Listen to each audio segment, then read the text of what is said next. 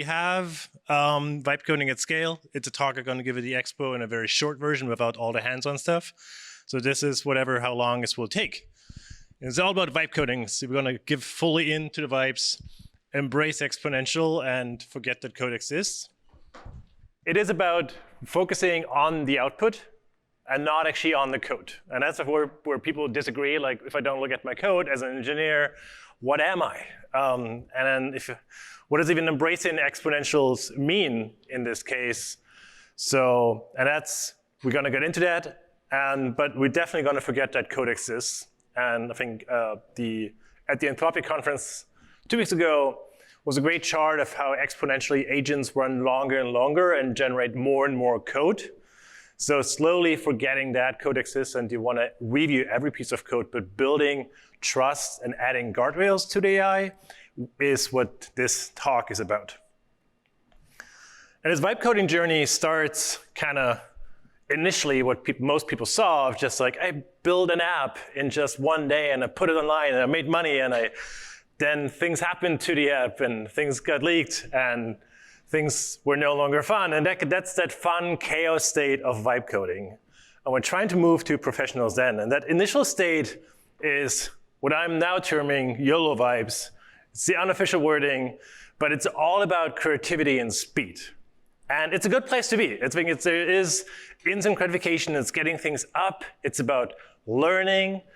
It's not about shipping products, and so we need to get there.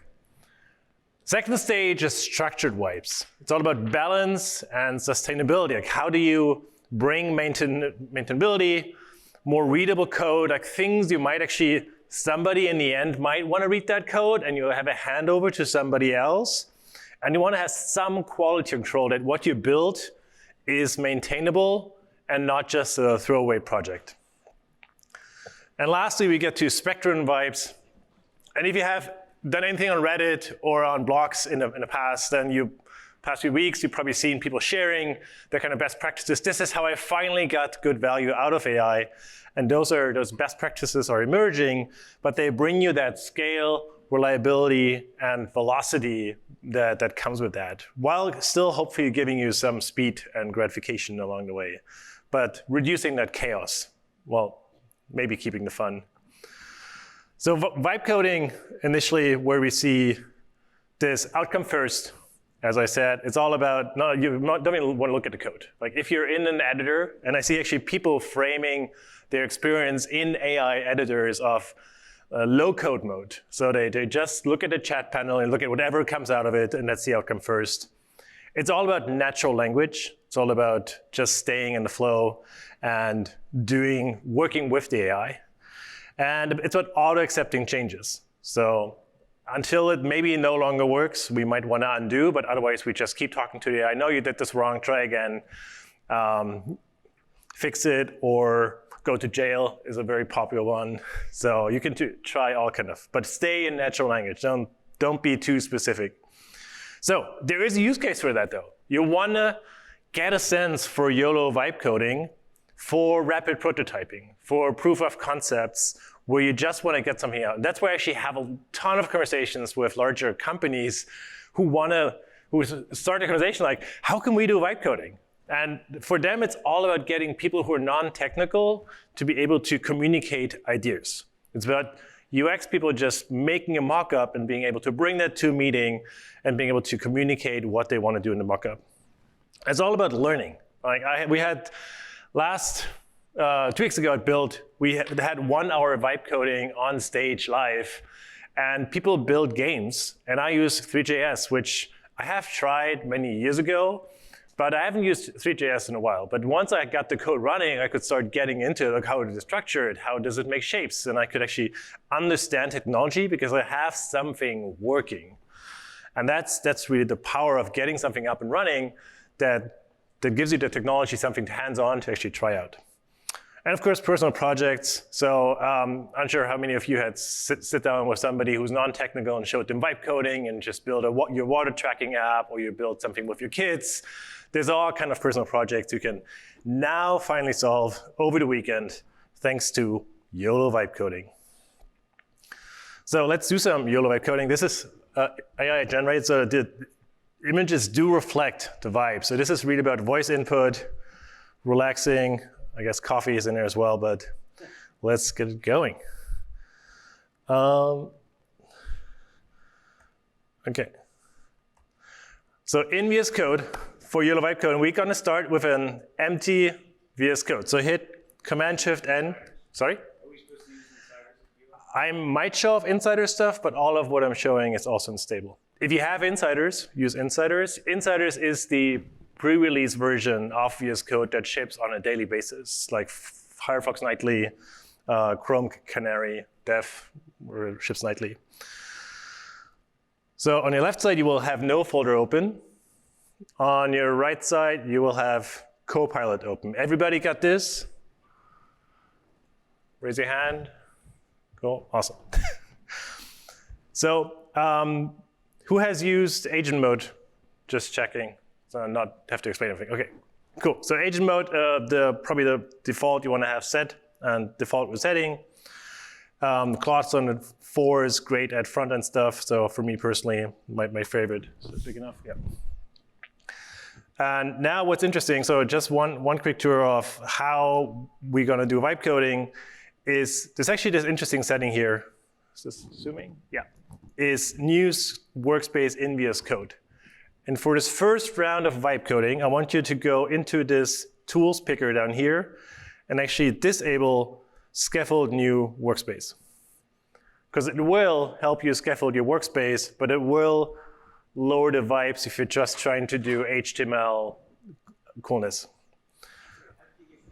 Oh, yes, tools picker down here. That's the little one. How to get into this menu, there's a tool, this tools picker.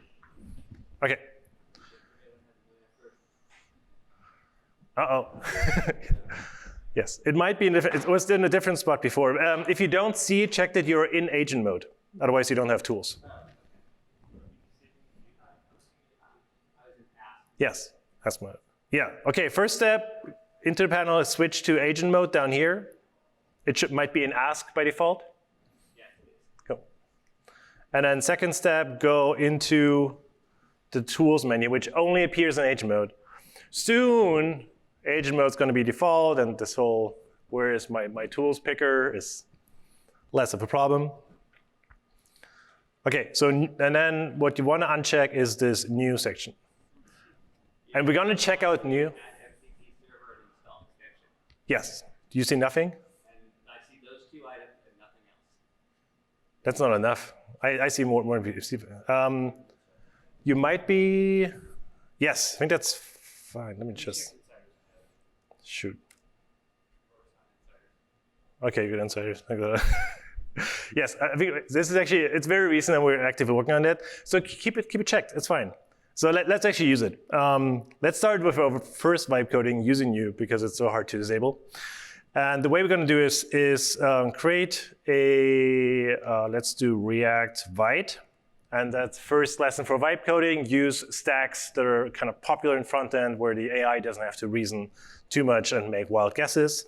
So React and Vite are good ways to run a project. Website that for, what do we do? Hydration tracking. Water, hydration, water consumption app. Simple and big accessible UI following, what do we tell the AI to make it really beautiful? We tell it, I like to tell it Apple design principles. You can infuse it with whatever design sense you have. Mine is just make it look pretty, which always helps somehow, adding that extra. So, Vite, water tracking, hydration, and that's what I see. So we don't give it any constraints. We don't tell it how many buttons, like is it mobile friendly, is it not mobile friendly, is it what CSS language to use. I might actually not do React Vite, but might, oh yeah, let's do that with material design. With material design. So yeah, now we got a stack, we got a design direction, and we told it to make it pretty. Okay. And then hit run. So we're now in a no folder state. So what's first happening, it's going to tell us to open an empty folder. Everybody got that in their flow? Okay. It's going to hit continue. Now it's going to actually ask me to open a folder. I'm going to make a new folder, vibing at NAI engineering. Put that anywhere where you put your stuff, where you put your code. And now it's actually opening a new folder, and it's going to continue the setup. And to explain a bit what's happening here, so this is using the new command. A new command is optimized for creating projects from scratch, which if you look at the internet of how people evaluate AI coding tools is what every second person does. Can it make me a water tracking app? Can it make me a movie database app? And so we optimize for this flow, but also it makes for this nice vibe coding from scratch, because everybody struggles with what is the right stack, how do I get started, and this is what this is here for. We got the latest, so we can now review the commands. And this is maybe where we do the first tweak of our settings.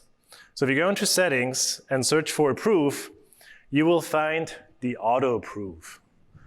And that's the first rule of vibe coding. As we said, we don't want to look at code.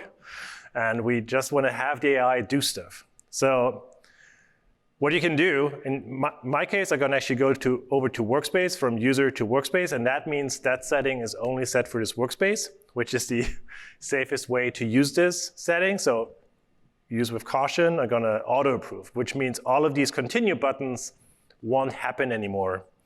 And we're just going to get results. So check that box, close it again, and we can hit continue here.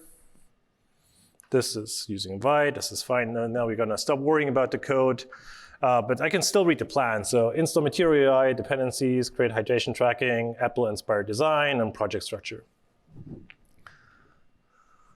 So it's running commands. Why is there files already in here? Okay, cool.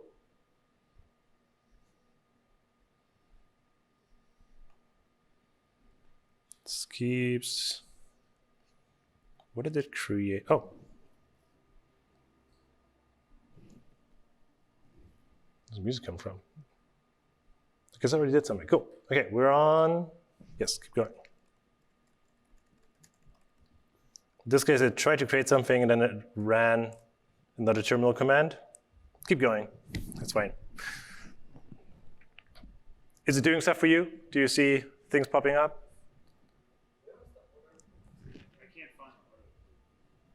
Oh, the auto proof? It doesn't look like it's in there. It's not insiders.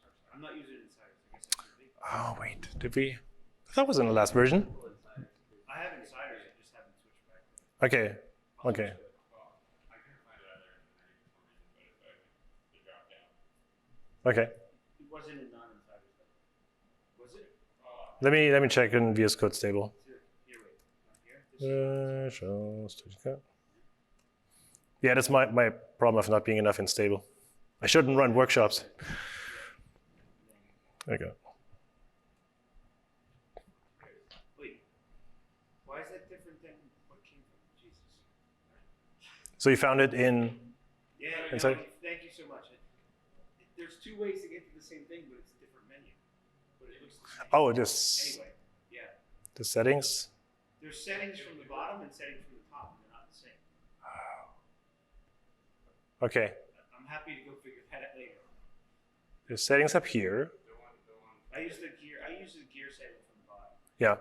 It didn't work. But anyway, the settings from he got me a top bar. Okay. Where's the other one? Oh, and the other setting, yeah. Yeah, I have customized my UI too much as well. Cool, question? Is there a way for this to run? I know it keeps telling you to run this main terminal, but like cursor, it gives you the capability to actually have it run.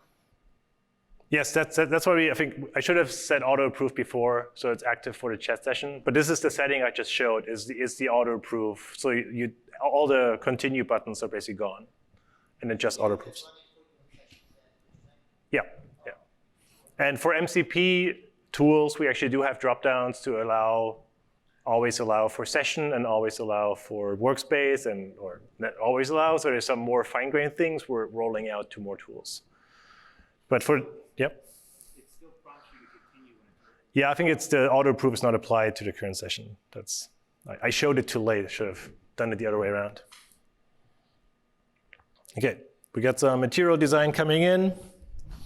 And this is where you need to get your coffee and just wait. That's a good idea. Let's do that.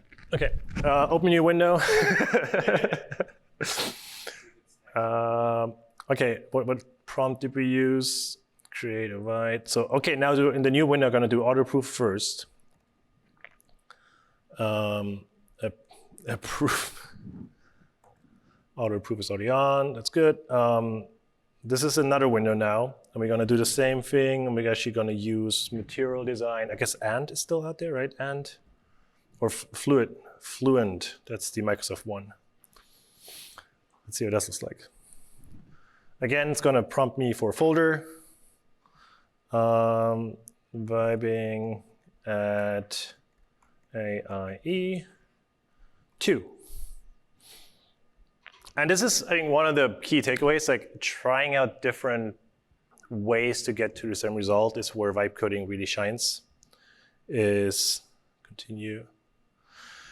just trying, I had really big success of just like, what are different sign-up flows that we can create? Like create 3 different versions of this design to explore what this could look like. Okay, it installed. It's updated and indexed in the one script, and that's where it gets confusing. If you have multiple open now at the same time, you got to figure out what's running what. And now this flow actually over here runs without any confirmation. So we set auto proof in the correct order, and it's now just creating void, installing Fluent. You notice that we got the wrong Fluent because there's a dependency. Now it's fixing those.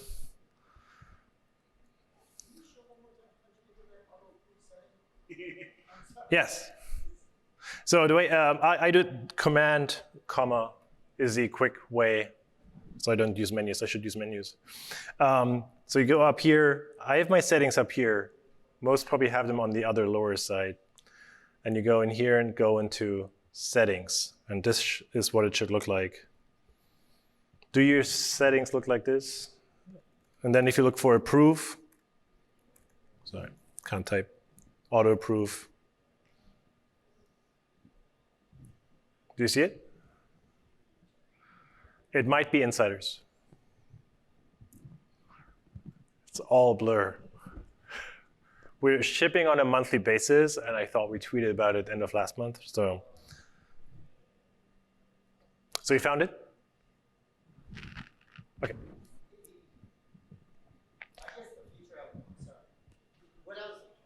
To me, this is a little slightly scary because auto probation is like, I'm just going to run it. Yeah. Where I'm not trying to compare products.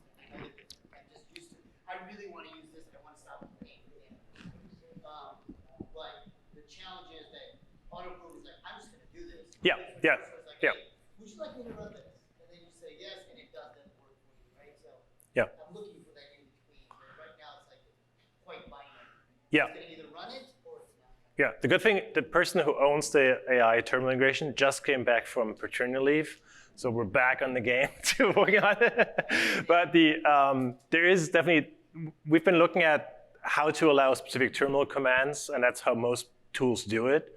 But if you think about the scary parts of chaining and running multiple commands in one command, so terminals are not as predictive as you would think and how you can easily allow list things.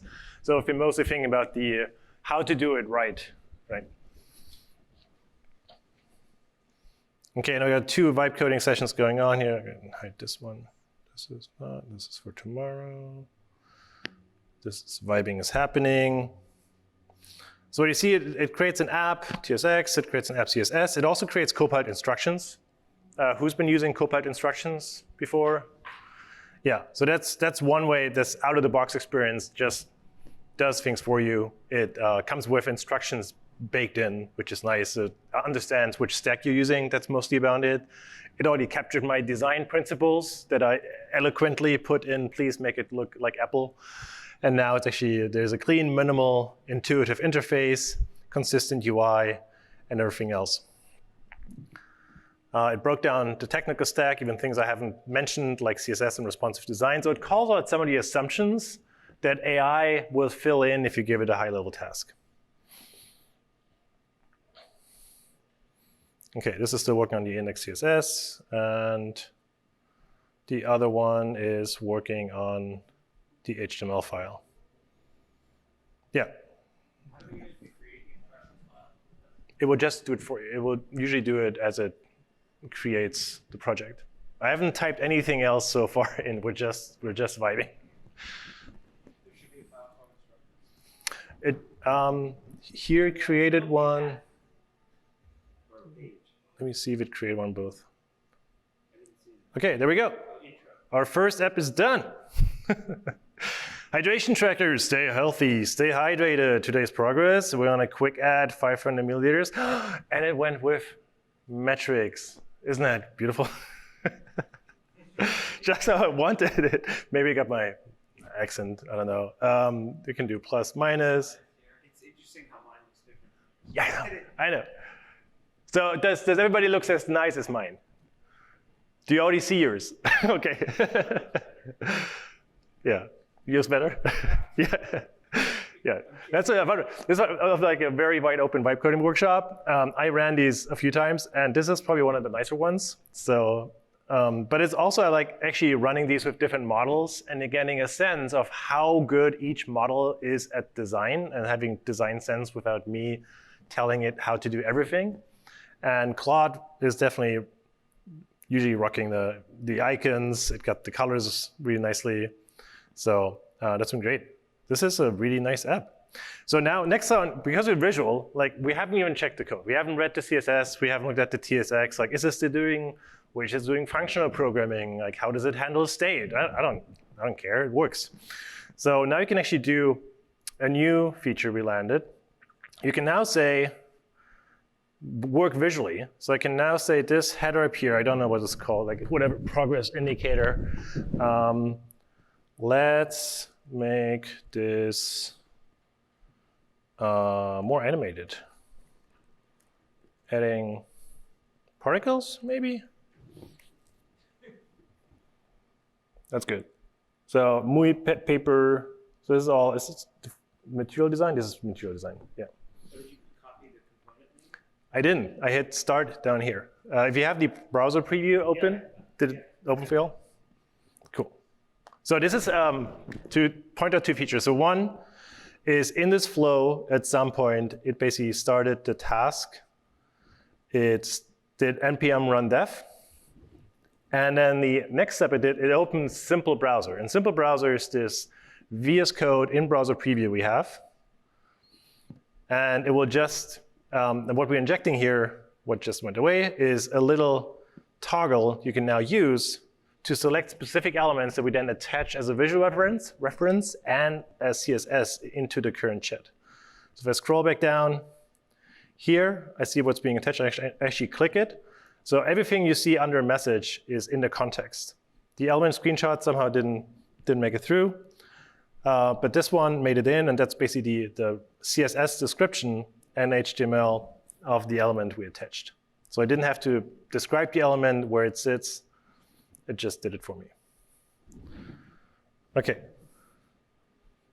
Ran into snacks. We don't care about that. Let's check the other one. Ooh. Number 2, Fluent Design. This is what it came up with. It's a little bit plain. This is sad. OK. At least it has a goal reached. That's nice. And it has recent entries to it. It made similar assumptions on what we want. So feature-wise, it somehow got to the same conclusion, but design-wise, this is definitely more corporate. Yeah, so that's the simplicity of vibe coding and using the new tool out of the box.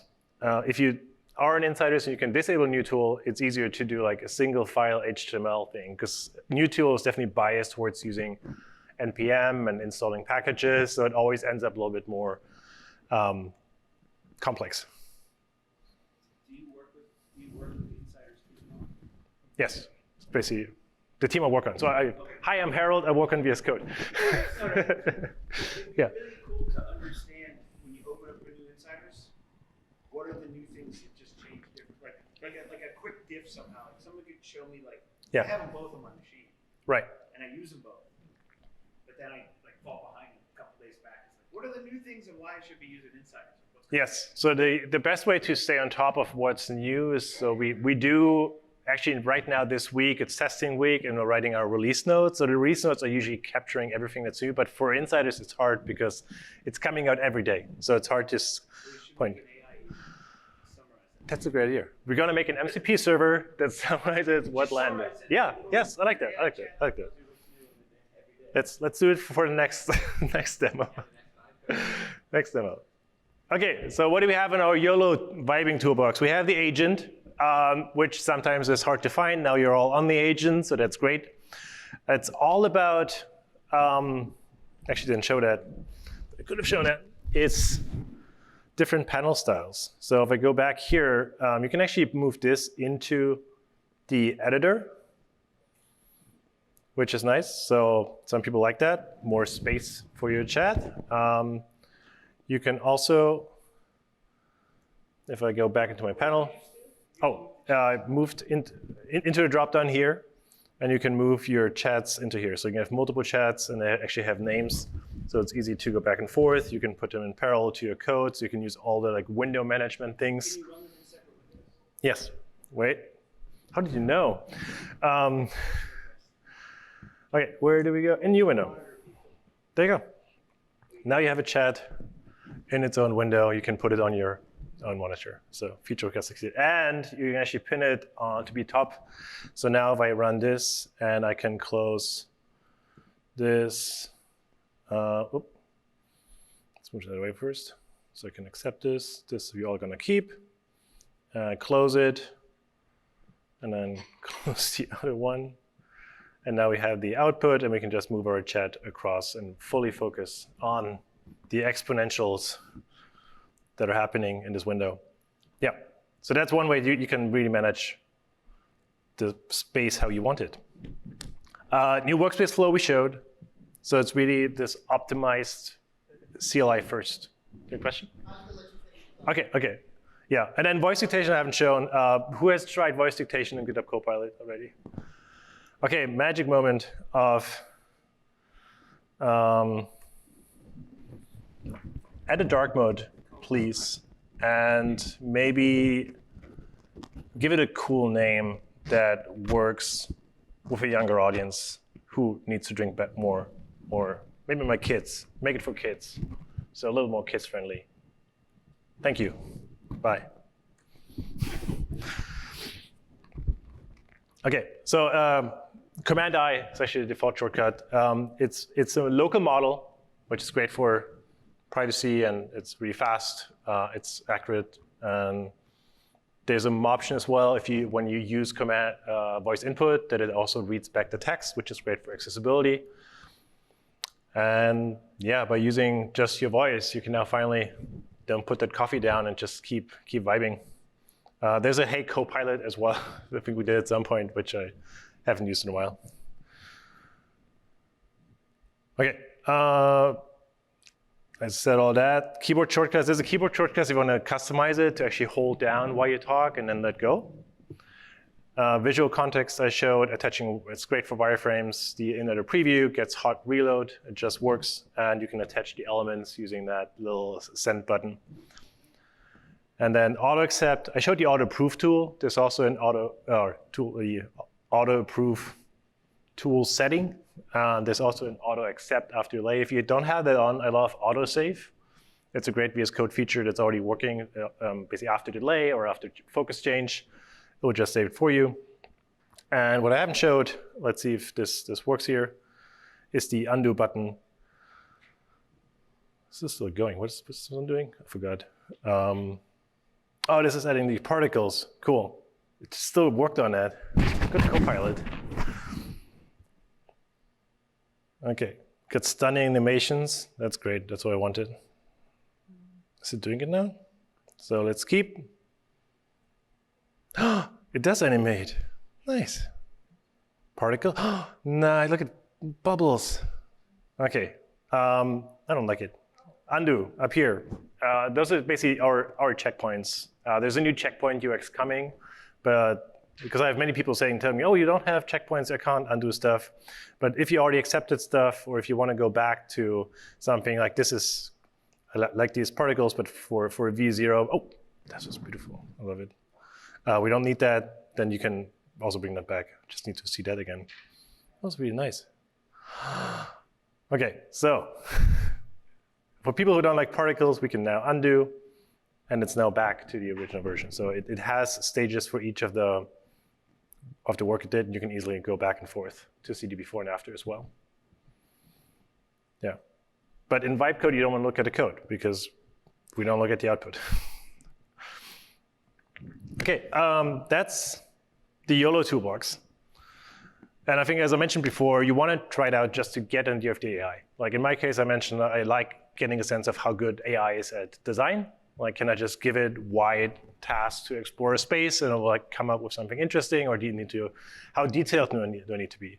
When does it make mistakes? If I give it a general task, maybe about Java, where it's not as good at, like what will it do? Next one is known frameworks. We went with Vite, material design, things that are kind of off the shelf and haven't changed in a long time in a large scale. So you want to use something that's popular and has been consistent. And lastly, we use it as a whiteboard. We showed there's just attaching a visual element, change this, add some particles. It's really about not becoming too attached with whatever you're working on, but being able and willing to throw it out and start from scratch if things go wrong. Structured vibe coding is this middle stage. It tries to balance the YOLO, the fun and chaos, with a more structured approach. And there it's, I think it's the biggest impact I see from talking to customers on like, this is how vibe coding can work for us. This is where we can bring somebody non-technical in, give them a good starter template that has a consistent tech stack, that comes with clear instructions for the LLM and how to work on it, and keeps it in its actual guardrails, and already brings in some custom tools that bring in expert domain knowledge or internal knowledge that you would need to work on this code base. And that's really kind of YOLO on guardrails. It's faster and gives you more consistent results. So you don't end up with something, oh, it used material design, but it should have used Fluent, or it should have added dark mode and should have been responsive. All of that can already be baked into the instructions. So I see a lot of companies bring that into their bootstrapping for greenfield projects. So we have something, and you can, oftentimes, you go into a meeting and you have a product that looks already finished because you vibe coded it with your go-to stack and uses your internal design system, so it already looks way more polished. And the last piece, I think, out of mainstream workloads is where YOLO, by default, will always bias towards whatever is like top of the training stack. With this one, you can then customize it further down to internal stacks, internal workloads, internal deployment infrastructure that makes it work better. So let's do structured vibe coding. This is now the image, as I explained, it now has wireframes and more charts. So that's what makes it more structured. There we go. Let's open.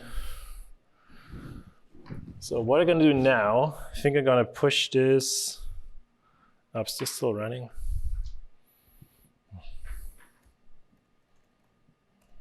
Let's see if this runs. I did create this vibe coding. So I could do have another one that I can share.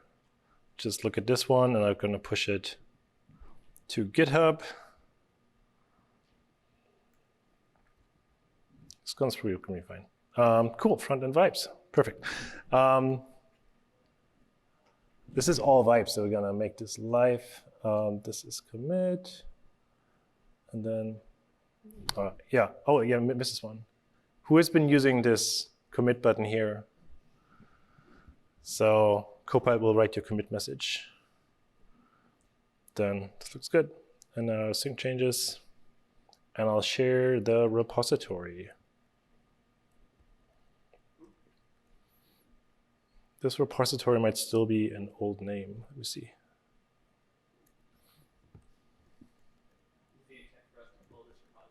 Yeah, probably. Let me just check where it sits, because I forgot where it sits.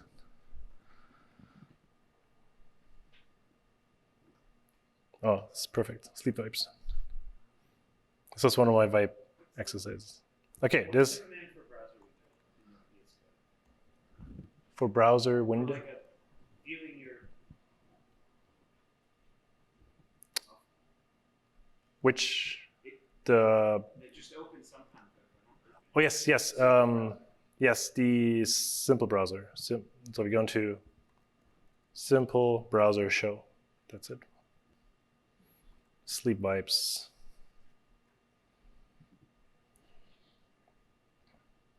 Okay, and then npm install on it, and then yeah. It would have prepared better. It would have been a code space and a dev container, and you just click open in code spaces and things work. Come to my next show, and then we'll get that fixed. Yeah. Let me actually just open the code space to see. Now I'm curious if it just works.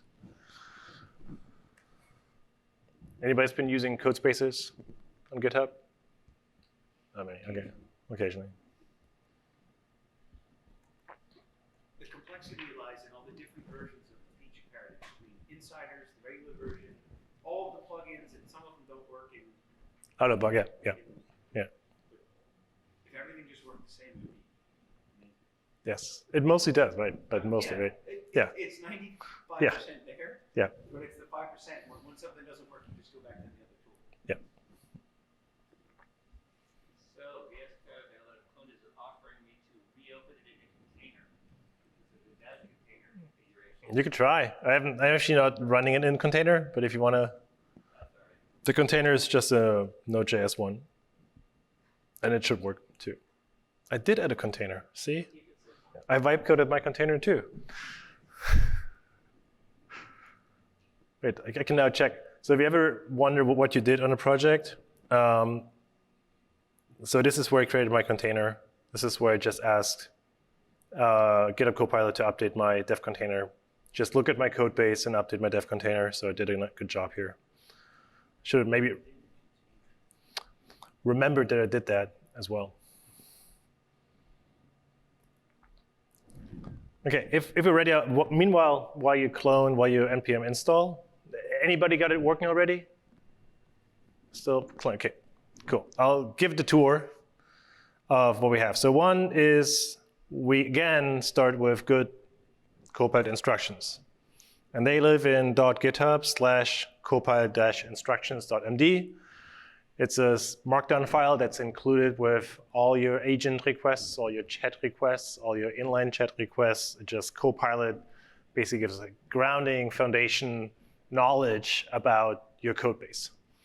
And sometimes they feel a bit repetitive, like depending on, I saw some demos of like basically repeats linting rules that you expect the AI to just follow anyways.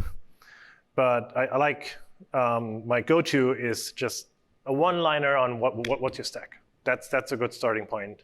Just point it to what frameworks, what version, and that's one way to just keep it on Rails with what it uses. Question? I was experimenting with just figuring out what would be the best way to have that be a standard that gets included in, but like let people not mess with that. Like give people some coding structure. Yeah. If you have a whole team of vibe coders, but you probably don't want them touching that. So this is in your repo. So I think it's a good team exercise to iterate on it. Like it shouldn't be a stale document. You can put this in your user settings as well. You probably don't want it with each app. You probably want it as a different repo, right? Like you could do it, yeah. Instead of a way that you code and then each app codes. I've been thinking about that too. Yes. Really thinking about So I've been trying to convince on my peers on the GitHub side this should be an organizational setting that people can set easier on like a organizational level, and like something as a team, you can select which ones you want to use.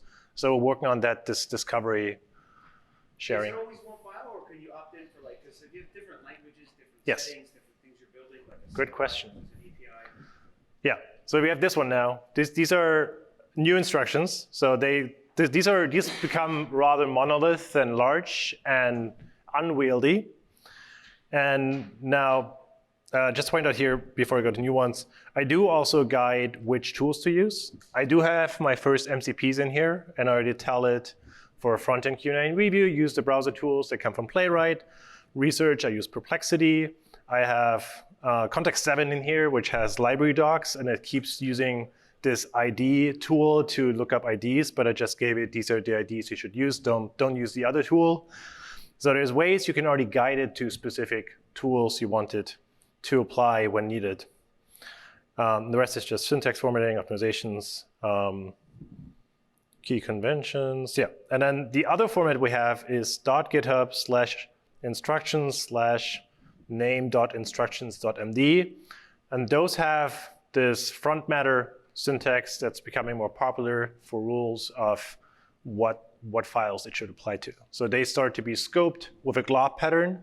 And then right now, they're limited to being applied. You actually have to have the file in context. So a TypeScript file would only be applied if I actually do have a TypeScript file in here, or I do have one open, and then I enable this context, then it would be applied.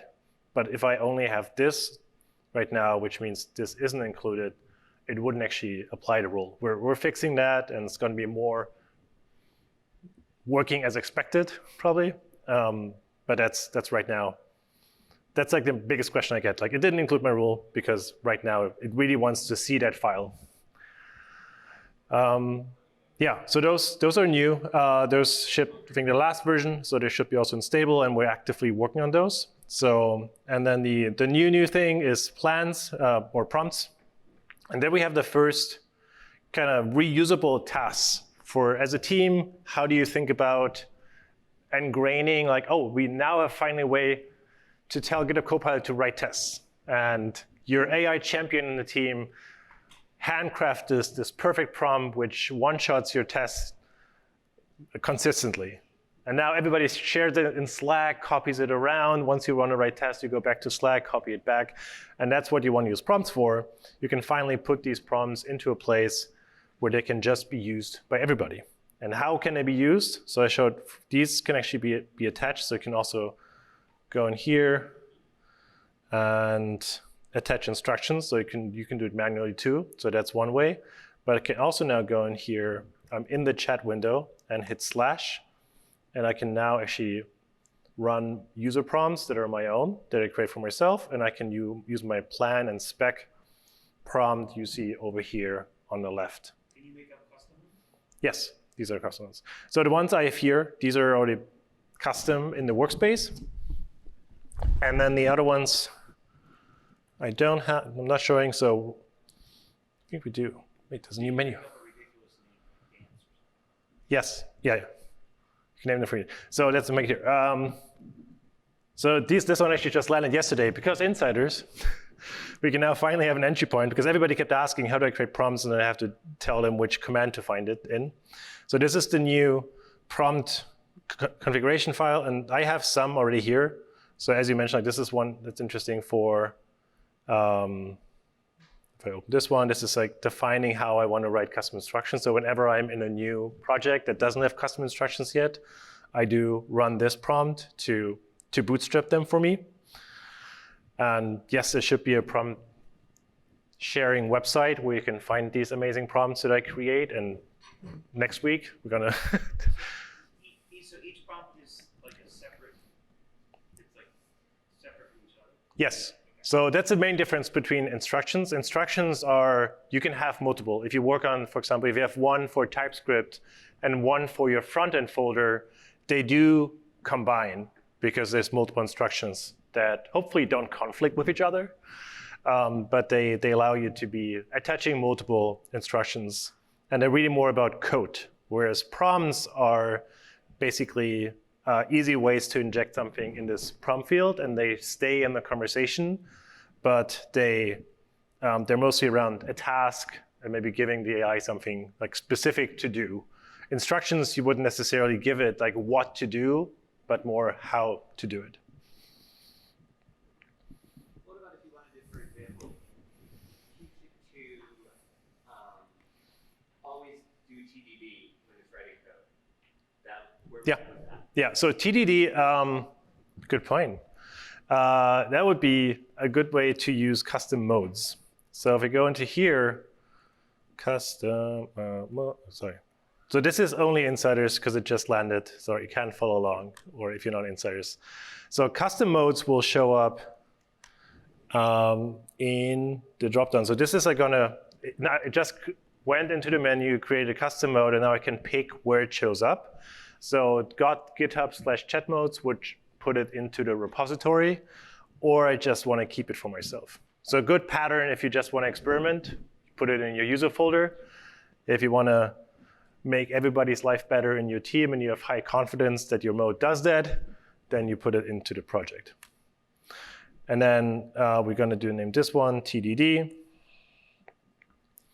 And then we're going to ask AI to fill it in, right? Prompt, expert prompt. It's just typing. Hi there, AI. We need a prompt that enforces test-driven development for GitHub Copilot. So it should probably first make sure it understands the problem, then write tests first, and only after tests are done, maybe get confirmation from the user to then write the implementation, and then keep running the tests against implementation. Cool, thanks. It's important.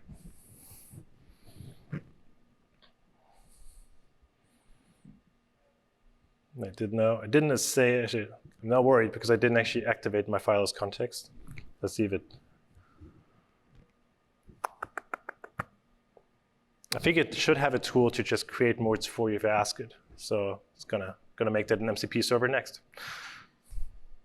Okay, oh, it got it. Okay, oh, wonderful. So we have a test-driven development assistance. This is vibe code, we don't want to read the code.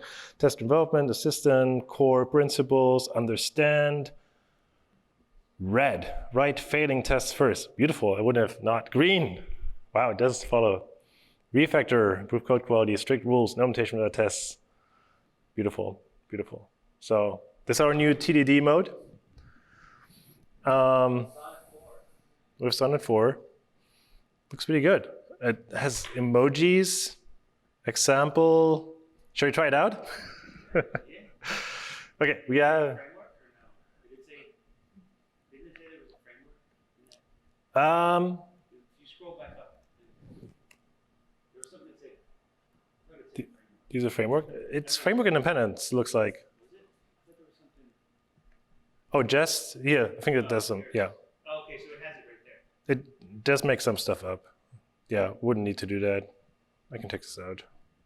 I already have my, so. Cool, test, drive the design. Wonderful. Okay, let's do it. So we have this project, which doesn't do anything. If we just run this, npm run dev, probably doesn't, I think I already did this before. So this is just a basically plain landing page. So let's do the, what feature do we have? I want a dashboard for GitHub issues. Just use mock data because I don't want to wire it up to GitHub. So I want to have maybe some interesting contribution metrics. But first, actually, let's make a plan. Meanwhile, while I type this in, let's stop it. TDD. So dashboard for GitHub. Don't wear it up.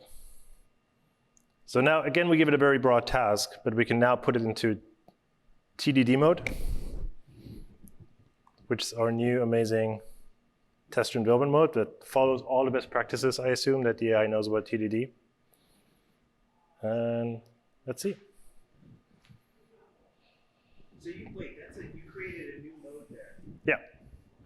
Because we previously went into configure chat modes. We created a new mode. This mode is now enforcing the technique. We can actually, in a mode, you can say which tools it's supposed to use. So is the mode that's kind of confusing me. use the mode in agent mode, but based on Yeah. another markdown file? So it's a, Yes. it's a custom agent mode. Yes. Yeah. When is that going to be live? It's in Insiders now. It's going to ship next week on the 11th. Yeah. Insiders ships daily, but it only releases monthly. Yeah. And we're one week late because there was a short week, so we adjusted our schedule.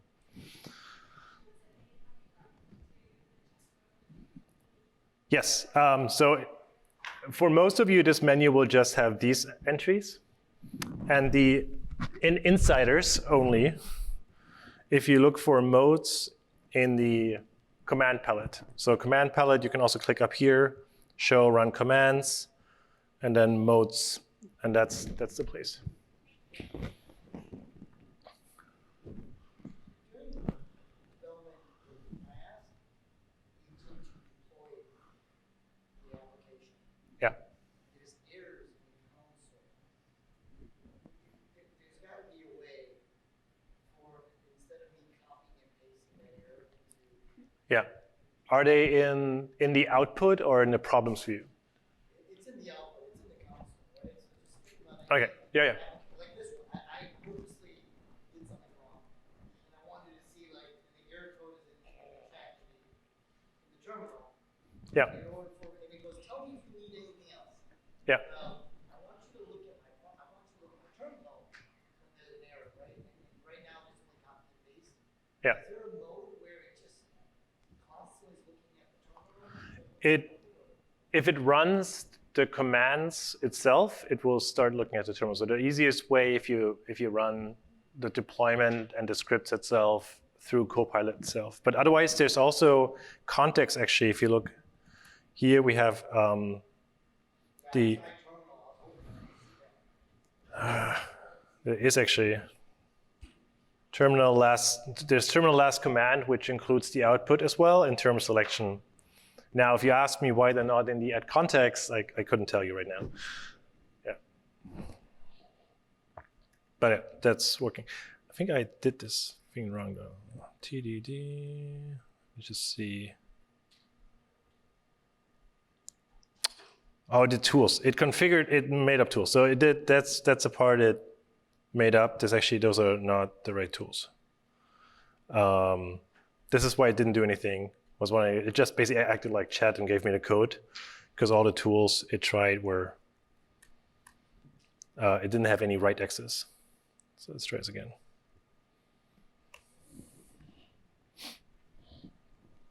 So this is probably a good point good thing to point out. So in now prompts as well, let me open plan prompt. So this one can actually now set tools. And if you just make a tools entry here, to tools, you can now actually click here and say which tools. In this case, this is a planning prompt. So mostly you probably wanted to look at Perplexity to come up with anything it needs to find on the internet. I can select that. So that's the way you can now have tools constrained for a specific prompt, which always helps with kind of higher quality, because if you have many tools, which as you install more MCP servers, you always have this tooling explosion, and they might solve all different problems you're having throughout the day, but now you can configure it more specifically for domain. And also Insiders only, we have tool groups, tool sets, actually we call them. So tool sets, I can, how do I get here? Down here in the tool dropdown, configure tool sets and add more tools. This I think sends you to add server. But configure tool sets, open this, opens this one here, and that's only for anything, both built-in and MCP. Actually, a lot of the tools you see here, we cleaned this list up. If you use Insiders, you see them. Then these are actually tool sets already. So we use tool sets internally because edit files has multiple ways to edit files. We give the AI a few ways. Code-based search has grep, has file search, has different searches as well, depending on what you're looking for. So all of these actually are tool sets in our own backend, and we expose this now as something you can create yourself. So my research tool, for example, has the Perplexity tool, to ask deep research questions, and it also has fetch.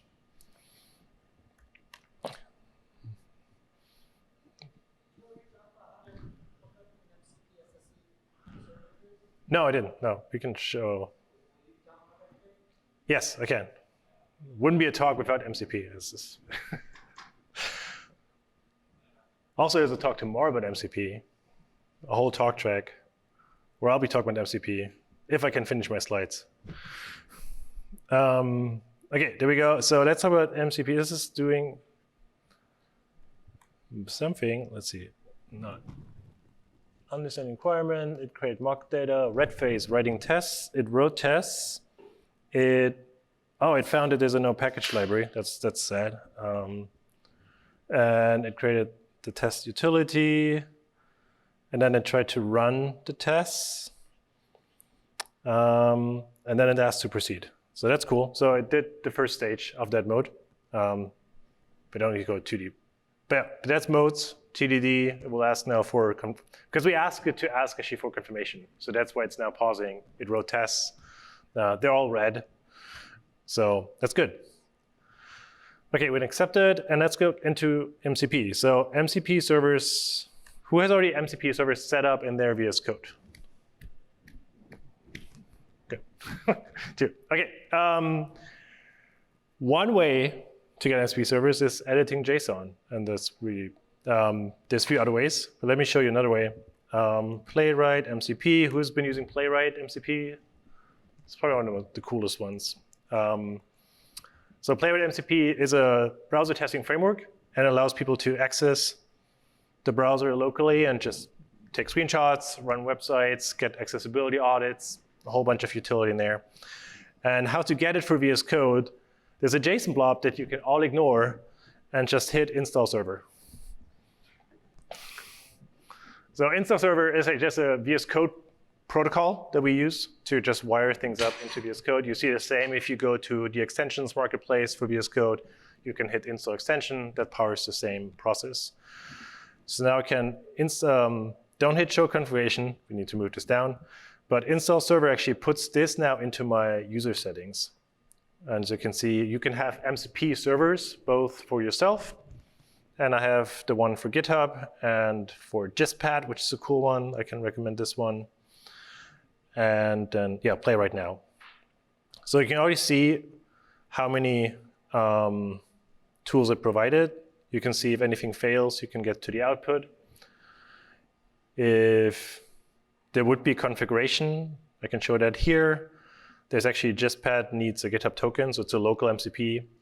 And have you ever seen that one? So, yay, no tokens in my configuration. So you can use inputs in VS Code configuration, both in the mcp.json and your settings. And inputs, you might have already seen those in tasks.json, is how you configure your tests and your build steps in VS Code. It's the same system. They're defined up here. So inputs are just an ID, a type, description, a default value, and the password true means it's encrypted at rest after you put it in. So it doesn't ask me anymore. That's going to prompt you then? It would if it, but this shows basically that it already has a token. But if you enter it the first time, and we can actually try that if Where does it actually keep it? in VS Code's key storage. So if on Mac, it actually uses keychain. Oh, okay. Yeah. So. What other MCP servers do you use? Yeah, so I can show, JISPad is fun. It's done by actually some GitHub, so jispad.dev, JISPad MCP. That's mostly, I'm going to show it off tomorrow as well in my talk, but it's a fun one that uses gist as a knowledge base and also for prompts. So I really like this one. It adopts a ton of like recent MCP stuff, but I think the main ones we usually see is GitHub MCP server, JISPad, Lost in Tangent. Okay, Yeah. So this, if you just want to play around with a really well done MCP server, then that's one. Not saying the GitHub one isn't as good, but it's there's a lot more coming here as well. So they're all in like really active development to figure out what the best way for MCP is. Yeah.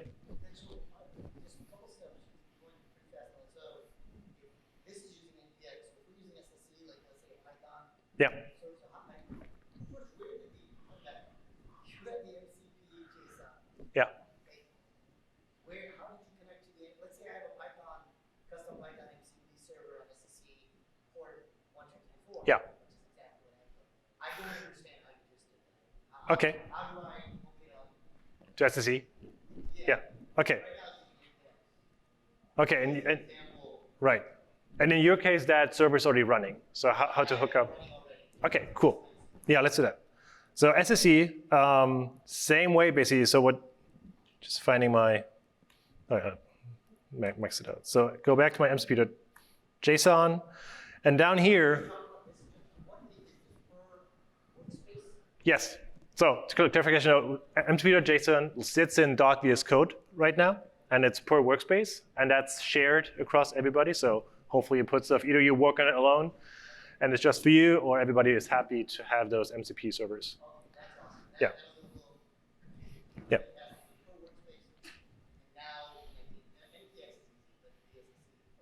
Yeah. Yeah. Okay, and then what's now, if you hit add server, you will find what you're looking for. And then from add server, you can hit down on HTTP. So we actually do support both SSE, which is actually deprecated, and streamable HTTP, which is the new fangled, easier to scale, better for your cloud. It's no longer in the spec, yes, and we do fall back to it on a client side. But it's the SSE is really hard on hosting, right? Because they have these long running connections. Long pole, yeah. Yeah. So that's where you put in your MCP SSE server. And if you want to do it manually, it's really just you get a nice autocomplete too. So if you pick a name,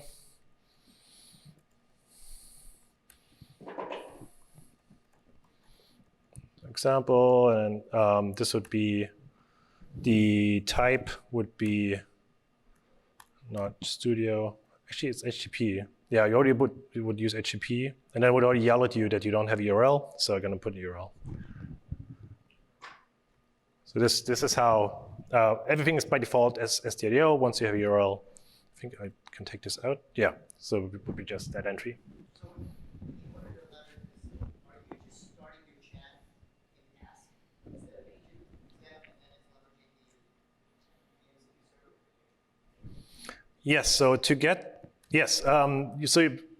many demos I see, people hit start here as well just to see that it's working. It's a nice configuration to just make sure it's working. We actually do cache the tools once we saw them the first time. So how MCP works is that on the first initialization from the client to the server, it shares its tools back. And that's what you see here, the one tool. So if you would do it right, you would never know the tools unless you start the server. We actually cache them, so we don't have to start all these servers proactively once you open Copilot just to get the tools. Okay, I just make sure. So that plus symbol on top of chat, you would just it now recognizes the MCP server. Yes. Yeah. We have to get out of agent mode, right?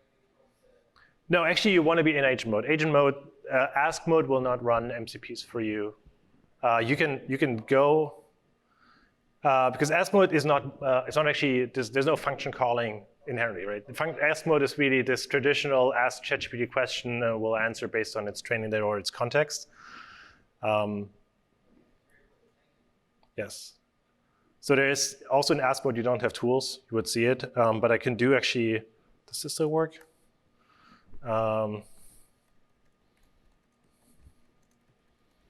Let's do that one quickly. I think we actually do this still. Yes, so we're actually blurring the line a bit now. So if you do, that's not working. Okay. Yeah, but if you actually reference specific tools in ask mode, it will invoke them for you. But by default, the way where you want to execute tools is in agent mode.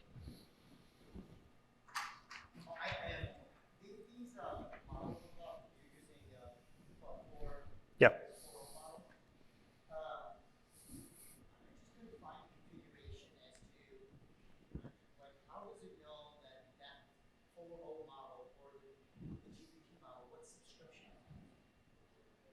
They're all coming through GitHub Copilot. So they're all using your paid. You can add your own models. Anybody has tried it, managing a model? So I have Gamma 3 through Olama, which runs locally, and I have Open Routers Perplexity R1, which is actually a fine-tuned model of DeepSeek R1 from Perplexity. So if you haven't tried it yet, basically go into the model picker and hit Manage Models, and then we can actually custom configure your own API keys from Anthropic, Azure, Cerebras, Gemini, Grok, all of these. Olama is the local one, so if you have a beefy M4 Pro, I'm still sad how many models I can actually run on this. But eventually, it's going to be small, powerful models that make sense. So. When I do that, I don't see quad for Opus show up. It only shows like 3.5%. You know what that's? It might be because of your Anthropic tier, right? That's. Or is it? You have Sun 4? The other one, yeah, you might be in agent mode. So we do actually filter them down. So that's an ongoing improvement we're doing. That's why it's right now a preview feature only, because we're still having to correctly wire up which model allows tool calling. So there's every provider has different indicators of how tool calling works, and that's one of the matching things we're doing right now. So you might not see it because it's not on our list yet.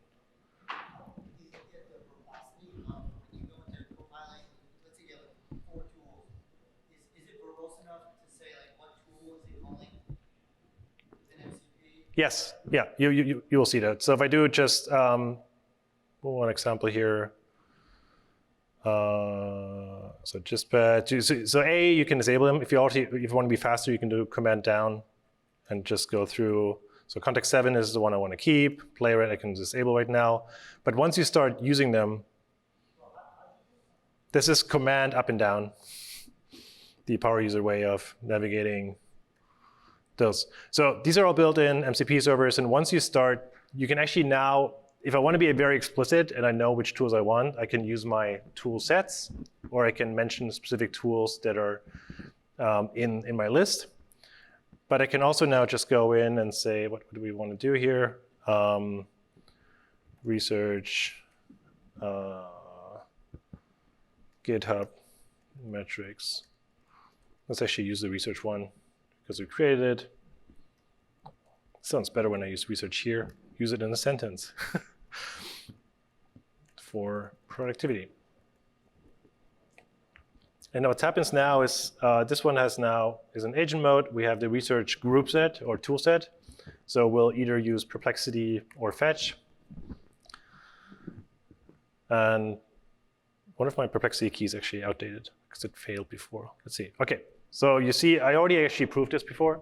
So you see, A, that it runs the server, and you actually click the server to see where it comes from. If I would have not auto-proofed this, because auto-proof is still on from our previous session, you can actually go in here and edit what it's sending, which now doesn't make sense because it's already sent. And then it writes up what it found in this case. No, that's just the odd name for the Perplexity tool. It happens to coincide. Yes, yeah. It's just the verb should be before, so it's their naming. Yeah. So that's now run 2. It actually did a follow-up query as well, and explained it.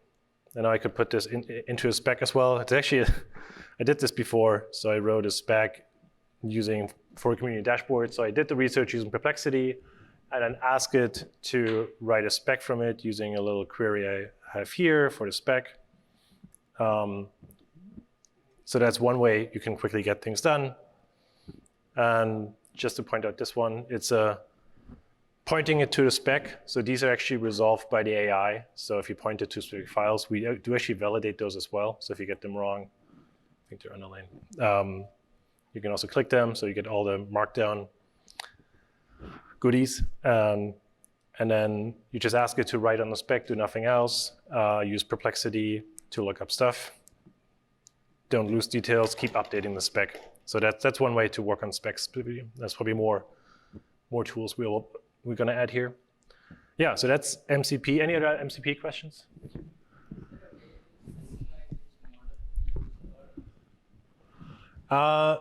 Per MCP. So the MCP itself doesn't run anything except when you support sampling, which we do on Insiders.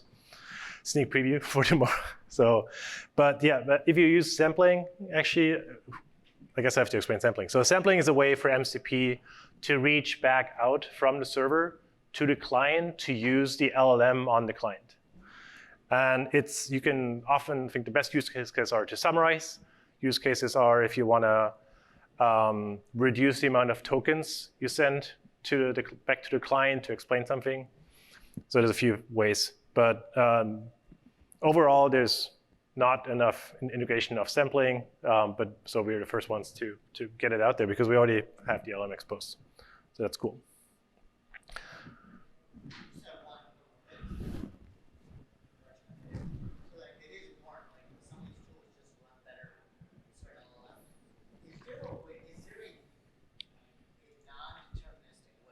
Yeah, to pick the model, kind of? No, to pick the dark tool.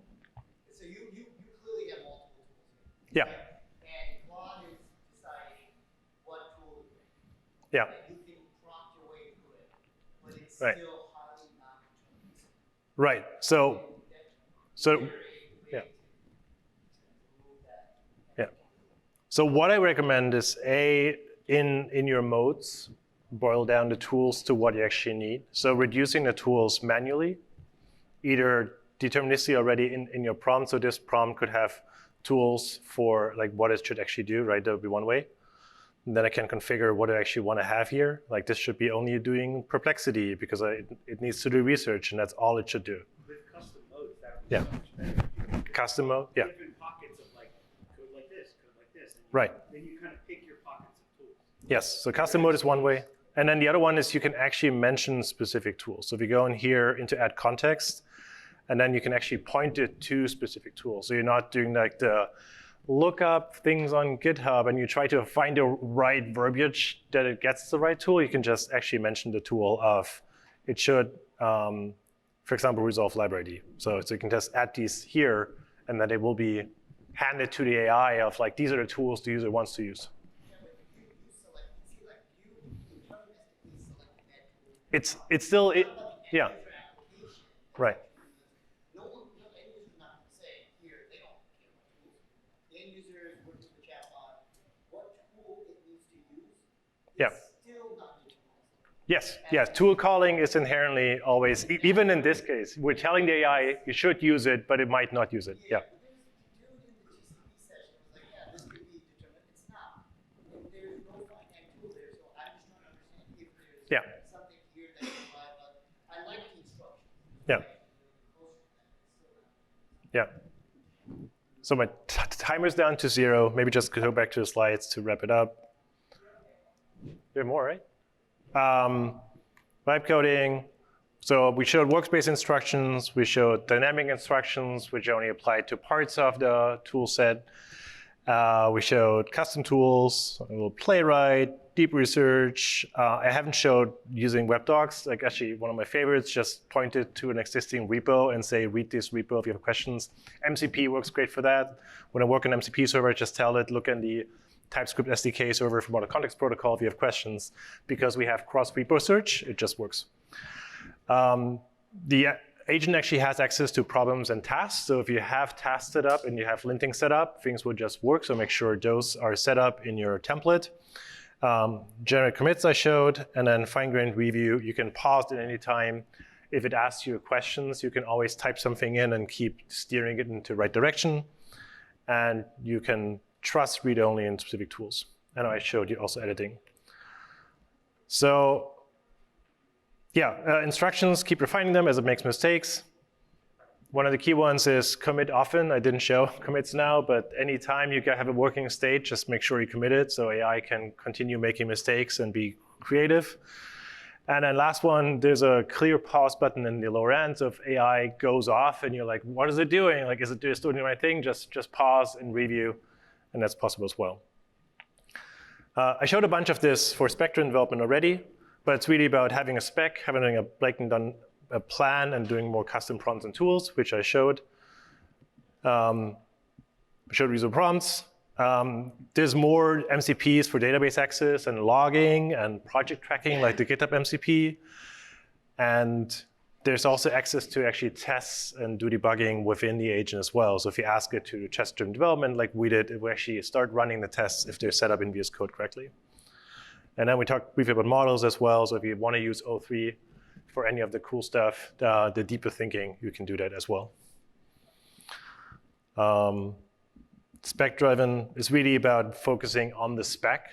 And I think a great way to do that is just create the spec from all the conversations you had about the spec. So one way, if you have a transcript from a meeting about the project you want to do, just feed that in and make sure you call out what the final decision is. It's a great way to have meetings, but it's also a great way to not write the spec yourself in the end. Are there any tools to determine whether a spec is good or not? Like on the opposite side of that, like if Right. somebody writes a spec or a project requirements document, Right. it's like a One of the I would ask AI. Yeah. On Twitter, who really has to say about this, says what he does is he has to generate a spec and then he has to critique the spec Yeah. and say what are things that it's missing and how could it be better and stuff like that. And he basically argues with the LLM about the spec until he gets into a state that he wants. Yes, arguing with AI is one great way. So if I focus on one run prompt or prompt is, where's one? Critique idea is one I like of just ask me 3 questions about my idea, right? Just have AI go into thinking mode. Like what would you ask somebody for feedback? And have it critically analyze your stuff. So these prompts, like those are basically the next level of prompt crafting where you don't just ask it to code, but pull it in as a thought partner, as a design partner, as somebody who can poke holes in your idea along the way. So yeah, front-end review steps is, yeah, good. Fine. Plan, you now can create one. So we don't have a plan mode built in, but we also know ask edit agent will not be there forever. So it's a series of evolutions. Rue has way more modes that you can customize. So I think we want to allow developers to create their own. Because I even see very few demos of people inclined using plan. They just give it a thing and then it runs. Right? So. I find like when I was using plan, my output was so much better using plan. Yeah. I should assume it would become a general pattern, maybe not. It is, yeah. I mean, planning, in vibe coding, you even do planning and then writing the implementation plan. So you want to spend way more time on that initial just what and how we're doing things, and then you let it implement. So that would be even plan, write the implementation plan, or like write the spec, write the plan, and then implement. So you would even have 3 modes if you do it correctly. And then, yeah. So that's already the last one. So takeaways, you got to experiment. You got to figure out what works for you. Like at what point can you just give it a task and it runs with it? At one point you want to give it a task and write a spec first. And then implement. Keep giving it feedback and iterate. So never just accept a bad answer. And then really work on your process. Like what works best for you, what works best for your team. And use modes and prompts and instructions to ingrain that. There's some bonus mistakes you can screenshot. So, yeah, please. One more. There's one more. One more screenshot. You can end up like Emacs where it has major modes and you can have multiple minor modes. Minor modes, yes. So that's kind of how you end up with prompts and custom modes right now. So gotta clean this up too. And then, yeah, lastly, I think there's a sweet spot for how you define your code bases for AI. So you want to have well-structured, self-explaining code. Want to have the instructions set up. Want to have examples in your instructions. I want to keep instructions updated. So that's it. That was my unplanned workshop. Thank you for coming.